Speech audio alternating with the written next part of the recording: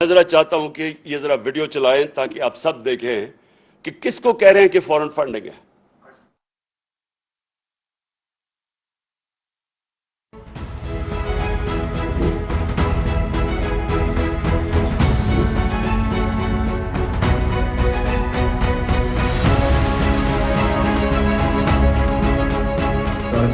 میرا نام مراد انصاری ہے اور میرا نام الیکشن کمیشن آف پاکستان کی لسٹ میں آیا ہے ایز اے نان سٹیزن جس نے P T I election campaign کو فنڈز بھیجے ہیں.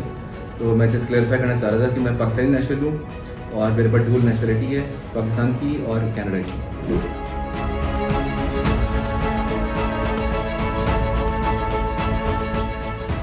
میں نے سوشل میڈیا پہ ایک لسٹ دیکھی جس میں فورن نیشنل ڈونرز کی لسٹ میں میرا نام بھی انہوں نے شامل کیا ہوا ہے، جس میں مجھے بڑی حیرت ہوئی. اور میرے نام کے آگے انہوں نے لکھا ہوا ہے ناٹ پاکستانی. میں الیکشن کمیشن اور سارے پاکستان کو یہ بتانا چاہتی ہوں کہ الحمدللہ میں پاکستانی ہوں، پاکستان میں پیدا ہوئی ہوں، پی ٹی آئی کی سپورٹر 1996 سے ہوں.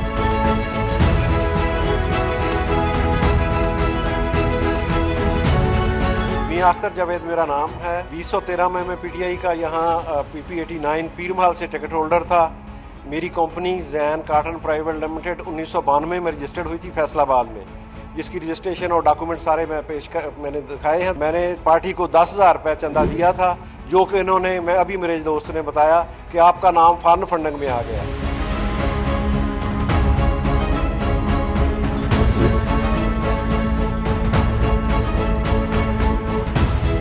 میں حیران ہوں ای سی پی کے اس فیصلے کے اوپر کہ انہوں نے یہ بھی دیکھنا گوارا نہیں کیا کہ یہ ایک پاکستانی کمپنی ہے اور اس کا دفتر ہر چیز پاکستان میں موجود ہے اور کوئی اس کا فارن ایسا کوئی نہیں ہے اکاؤنٹ یا کمپنی. اور ایون نہ تو میں کوئی نیشنلٹی ہولڈر ہوں، ہم پیورلی پاکستان سے ہیں اور ہم نے یہاں سے حبیب بینک آف پاکستان سے پیمنٹ ٹرانسفر کی تھی اور حبیب بینک اکاؤنٹ میں بھیجی تھی. بند کرو نا.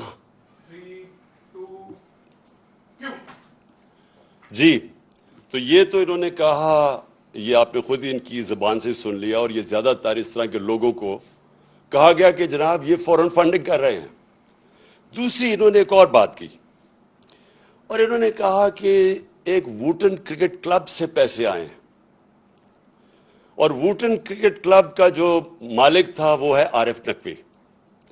اور یہ اب ذرا یہ غور سے سنیں، کہتے یہ ہے کہ وہ 2012 میں جو عارف نقوی تھا اس سے جسے پیسے لیے ہیں اس نے فراڈ کیا تھا. پیسے ہم 2012 میں لیتے ہیں اور اس کے اوپر فراڈ کے چارجز ابھی ثابت نہیں ہوا. اس کے اوپر جو چارج لگتا ہے فراڈ کا وہ ہوتا ہے 2018 میں، 6 سال کے بعد. جب ہم نے عارف نقوی اس سے جو میرے لیے کھانے کیے، ایک کا دبئی میں کیا تھا اور ایک یہ انگلینڈ میں ووٹن کرکٹ کلب، ایک میچ اس نے کیا تھا، میچ فیسٹیول تھا، اس کے بعد کھانا کیا تھا جس سے پیسے اکٹھے کیے تھے. تو میں پہلے یہ سوال پوچھتا ہوں کہ کیا مجھے خواب آئی تھی کہ 6 سال کے بعد عارف نقوی کوئی اس کے اوپر کوئی فراڈ کا چارج لگے گا؟ اور پھر ایک فائنینشل ٹائمز کے انڈیکس کو لے لیتے ہیں یہ، اور فائنینشل ٹائمز کا وہ جو ایک اس کا آرٹیکل ہے، لیکن فائنینشل ٹائمز کے آرٹیکل کی وہ جدھر اس نے $20 ملین نواز شریف کو اور شہباز شریف کو اسی آرٹیکل میں لکھا ہوا ہے، وہ جو دیا تھا، وہ میں حیران ہوں کہ ام حریم کو اس چیز کا پتہ نہیں چلا. اس کو یہ تو پتہ چل گیا کہ انہوں نے پیسے اکٹھے کر کے $2 ملین دیے ہیں تحریک انصاف کو، لیکن جو ان کو رشوت کے پیسے دیے تھے ان 2 بھائیوں کو 5 ارب روپیہ، وہ تو کسی کو نہیں پتا چلا. تو دوسری میری بات یہ کہ اس میں کوئی چیز انلیگل نہیں تھی، غیر قانونی نہیں تھی. اس کی کمپنی، اس نے پیسے اکٹھے کیے، اپنی کمپنی کے ذریعے ہمیں بھیج دیے. 2012 میں بیرونی کمپنی سے پیسے آ سکتے تھے قانون کے مطابق. 2017 میں یہ قانون آیا کہ کمپنی کے ذریعے، بیرونی کمپنی کے ذریعے پیسے نہیں لے سکتے. تو میں یہ سمجھنا چاہتا ہوں کہ ہم نے کیا غلط کام کیا اس میں، کون سی غلط کام اس میں، کہ کون سی چیز تھی جو اتنا زیادہ الیکشن کمیشن نے کہا جی فوراً فنڈڈ اور ایکشن لینا چاہیے. اور پھر ایک اور انہوں نے چیز کی, تو میں چاہتا ہوں میری قوم یہ پوری طرح سمجھے. انہوں نے کہا عمران خان کو ڈسکوالیفائی کرنا چاہیے کیونکہ اس نے دستخط کیے تھے ان اکاؤنٹس کے اوپر 2012 میں. میرے پاکستانیوں, آپ سب کو سمجھ آنی چاہیے کہ کیا فرق ہوتا ہے ایک ایفیڈیوٹ کا اور ایک سرٹیفکیٹ کا. اب سب کو پتا ہونا چاہیے کہ اس میں فرق کیا ہے. ایفیڈیوٹ آپ وہ دیتے ہیں جو شہباز شریف نے عدالت کے اندر دیا تھا کہ میں اوتھ انڈر اوتھ یہ کہتا ہوں کہ نواز شریف واپس آ جائے گا. اس کو ایفیڈیوٹ کہتے ہیں.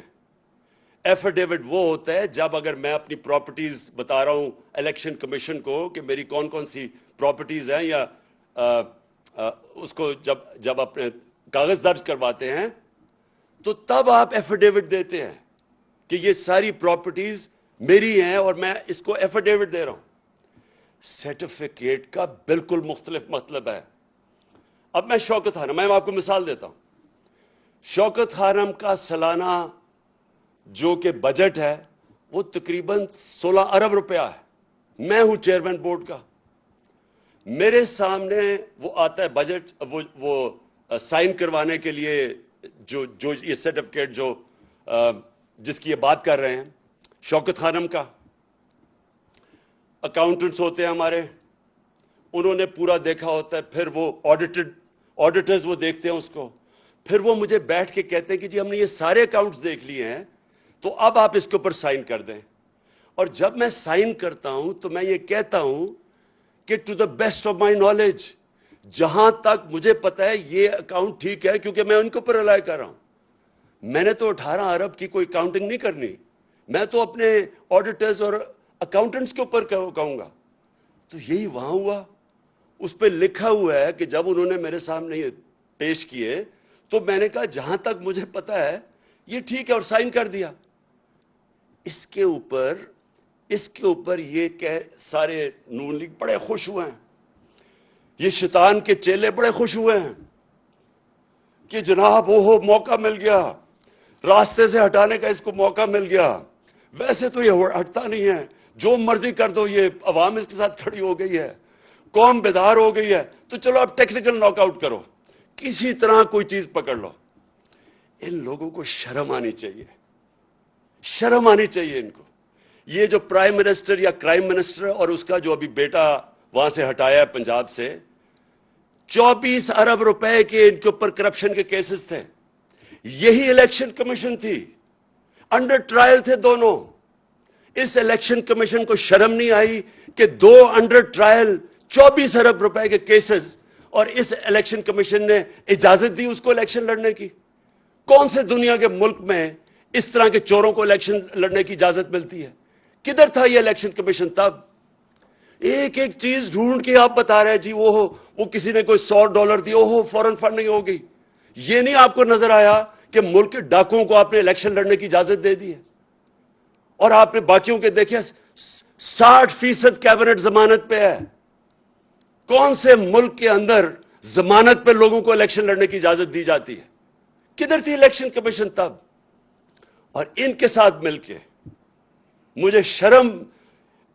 مجھے افسوس ہوتا ہے کہ یہ ہمارا 22 کروڑ کا پاکستان ہے, عظیم خواب پاکستان, اس کے یہ لوگ بیٹھے ہوئے فیصلے کرنے والے, اور ان کے پیچھے بھی وہ لوگ جو ہیں ذاتی انا کے لیے اور اپنے مفادات کے لیے وہ یہ ملک کو تباہی کی طرف دھکیل رہے ہیں. یہ جو آپ کا یہ جو سارا ڈرامہ ہوا, یہ صرف اور صرف بیرونی آقا گوری چمڑی والے جو باہر سے ان کو حکم کرتے ہیں, ان کے کہنے پہ کہ جی کسی طرح اس کو راستے میں کنٹرول کرنا ہے پاکستان, کہیں آزاد نہ ہو جائے ملک, ان کو بالکل جکڑ کے رکھو, جو ہم کہیں وہ جس طرح وہ خواجہ آصف کہتا ہے لائف سپورٹ مشین پہ رکھو تاکہ کنٹرول رہیں, تاکہ غلام رہیں.